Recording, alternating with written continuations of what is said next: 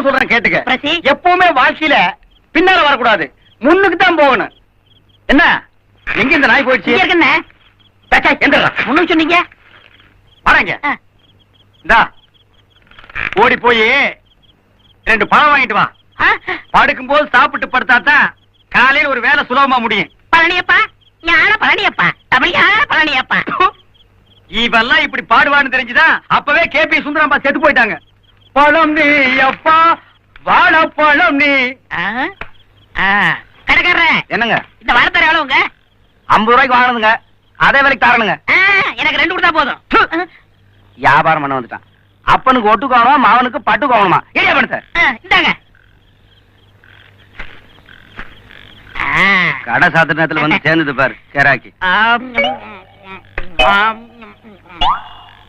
Brother இந்தாங்க.